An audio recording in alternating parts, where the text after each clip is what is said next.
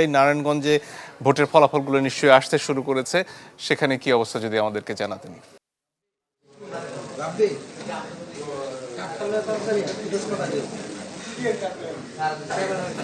আসান, ফলাফলগুলো আসছে কি হারে এবং কি দেখছেন সেখানে?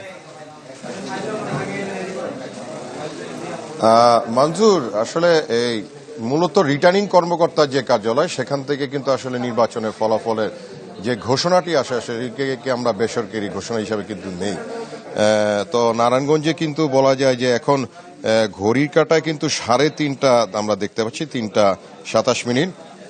সর্বশেষ যে আপডেটটি দেওয়া হয়েছিল তার প্রায় 2 ঘন্টা পর কিন্তু কিছুক্ষণ আগে আমরা নারায়ণগঞ্জের যে নির্বাচনী মোট 5টি আসন সেখানে 3টি আসনের ফলাফল জানতে পেরেছি। আপনাকে যদি জানাই, নারায়ণগঞ্জ 1 যে আসনটি রয়েছে এখানে মোট ভোট কেন্দ্র 129টি এবং 129টিতে এর ফলাফল একটু আগে ঘোষণা করা হয়েছে।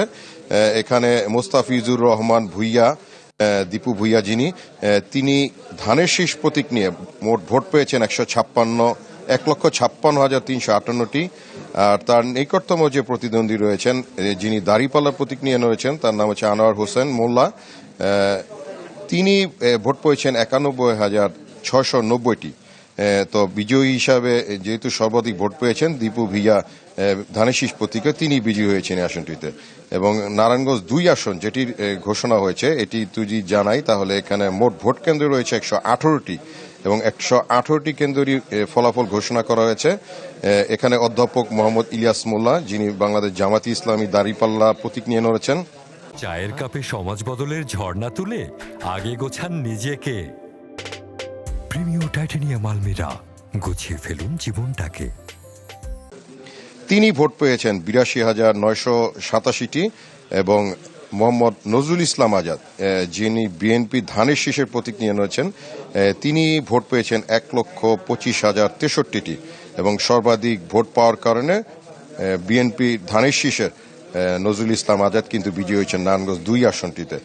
এবং আরেকটি আসনের নির্বাচনের ফলাফল ঘোষণা করা হয়েছে, এটা হচ্ছে নারায়ণগঞ্জ 5 আসন। এখানে মোট ভোট কেন্দ্র হচ্ছে 163টি এবং এখানে অ্যাডভোকেট আবুল কালাম, বিএনপি, যিনি ধানের শীষ প্রতীক নিয়ে রয়েছেন, তিনি ভোট পেয়েছেন 1,14,799টি এবং তার নিকটতম প্রতিদ্বন্দ্বী ABM সিরাজুল মামুন, যিনি 11 দলীয় খেলাফত মজলিসের দেয়াল ঘড়ি নিয়ে লড়েছেন, তিনি ভোট পেয়েছেন 1,11,196টি। এই আসনটিতে সর্বাধিক ভোট পাওয়ার কারণে ধানের শীষের অ্যাডভোকেট আবুল কালাম বিজয়ী হয়েছেন। তো এখনো কিন্তু নারায়ণগঞ্জের আরো যে 2টি কেন্দ্র রয়েছে, নারায়ণগঞ্জ 3 এবং 4, এই 2টি কেন্দ্রের কিন্তু এখনো ফলাফল ঘোষণা করা হয়নি।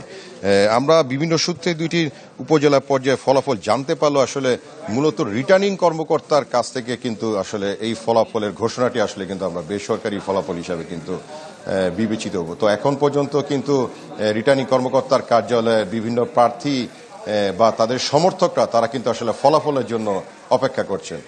তো দ্রুত যদি এগুলি জানতে পারি মঞ্জুর, হয়তো বা তখন আপনাকে এই ফলাফলকে জানিয়ে দিতে পারবো। এই হচ্ছে সর্বশেষ পরিস্থিতি। অনেক ধন্যবাদ। নারায়ণগঞ্জের সবশেষ খবরগুলো আমরা জানছিলাম।